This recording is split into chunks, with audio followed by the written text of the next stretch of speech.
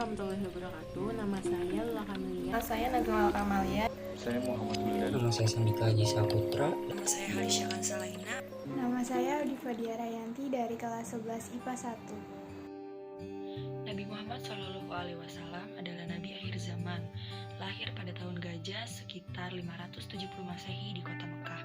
Mengapa disebut tahun Gajah? Karena pada masa itu Abraha, Habsya dan pasukan gajahnya ingin merobohkan Ka'bah.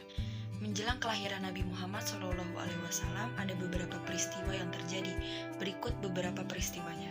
Peristiwa yang pertama adalah peristiwa singgasana dari Raja Persia, Kirsa Anushirwan yang bergoyang dan 14 balkon istananya runtuh. Selain itu, ada padamnya api persembahan kaum Majusi di kuil pemujaan di Persia yang sebelum-sebelumnya tidak pernah padam. Peristiwa besar lainnya adalah air danau A yang dikultuskan oleh masyarakat Persia secara tiba-tiba surut. Semenanjung suci bagi masyarakat Persia juga mendadak tenggelam. Sementara itu, di Mekah, pasukan gajah yang dipimpin Abraha gagal merobohkan Ka'bah. Kemudian, tidak lama dari itu, Nabi Muhammad SAW lahir. Nabi Muhammad dilahirkan oleh seorang ibu, yaitu Aminah, dan ayahnya Abdullah.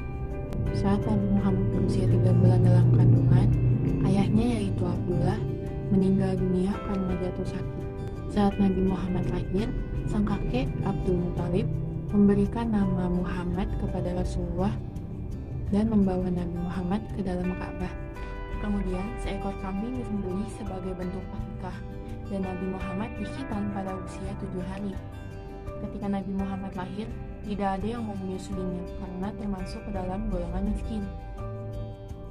Akan tetapi ada seorang ibu yang bernama Halimah Sadiah dengan ikhlas menyusuinya meskipun ASI yang dimilikinya tidak banyak. Saat Nabi Muhammad berumur 6 tahun, ibunya Aminah meninggal dunia.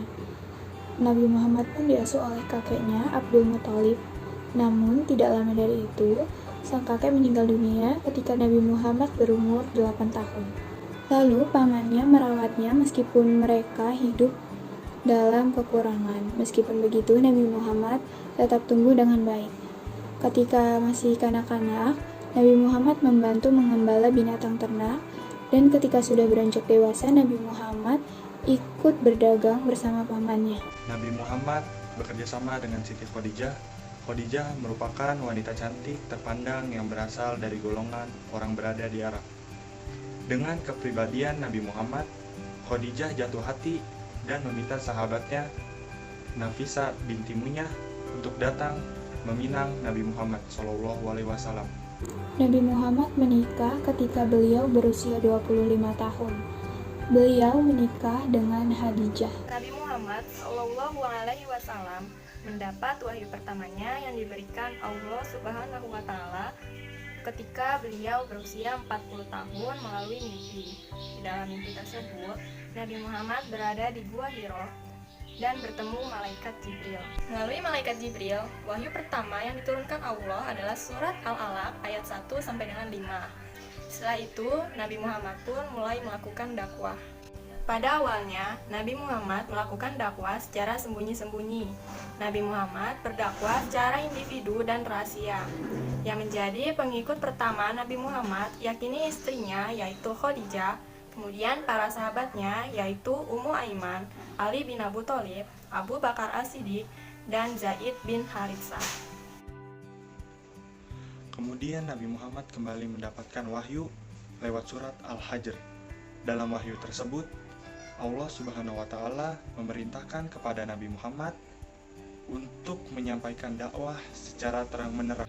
Dalam perjalanan beliau menyampaikan dakwah ada banyak sekali rintangan dan juga hambatannya, seperti ditawarkan harta agar berhenti berdakwah, dihasut, diejek, bahkan dihina dan juga ancaman pembunuhan terhadap Nabi Muhammad SAW.